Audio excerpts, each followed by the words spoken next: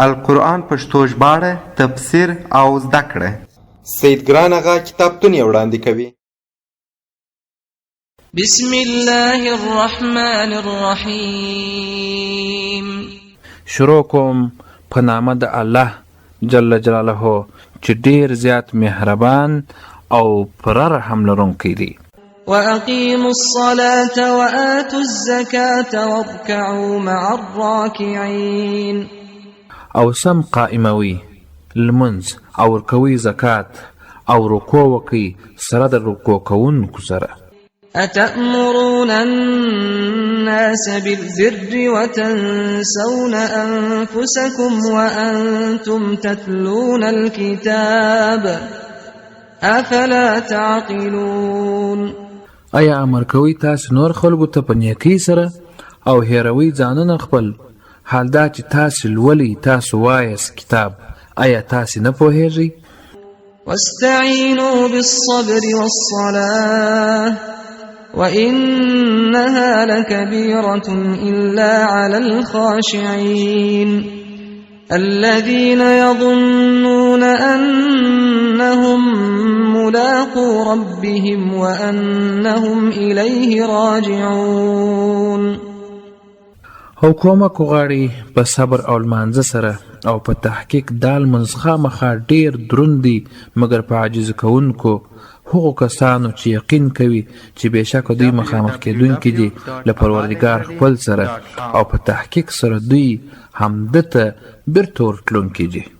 يا بني إسرائيل اذكروا نعمتي التي أنعمت عليكم وأني فضلتكم على العالمين. ای بني اسرائیلو، یاد کړئ نعمت زما، هغه چې انعام کړی مې دی پر تاسې باندې، بېشکه ما غوره کړي یاست تاسې. واتقوا يوما لا تجزي نفس عن نفس شيئا ولا يقبل منها شفاعة ولا يؤخذ منها عدل ولا هم ينصرون. او ویریږي د هغه ورځ څخه چې لرې کولی به نسي هیڅ نفس له هیڅ نفس څخه هیڅ شی، او نه به منل کېدای سي د دغه نفس څخه شفاعت، او وا به نه اخیستی سي له دغه نفس څخه بدل، او نه به له دوی سره مدد وکړی سي. وَإِذْ نَجَّيْنَاكُمْ مِنْ آلِ فِرْعَوْنَ يَسُومُونَكُمْ سُوءَ الْعَذَابِ يُذَبِّحُونَ أَبْنَاءَكُمْ وَيَسْتَحْيُونَ نِسَاءَكُمْ وَفِي ذَلِكُمْ بَلَاءٌ مِّن رَّبِّكُمْ عَظِيمٌ. او یاد کړئ هغه وخت چې نجات درکړی و موږ تاسو ته د عملیې د فرعون څخه چې رساو به تاسو ته سخت عذاب، چې حلالول به یې زامن ستاسې او ژوندی به یې پرېښودلې ښځې یعنې لوڼې ستاسې، او په دې کې امتحان و د پروردګار ستاسې ډېر لوی.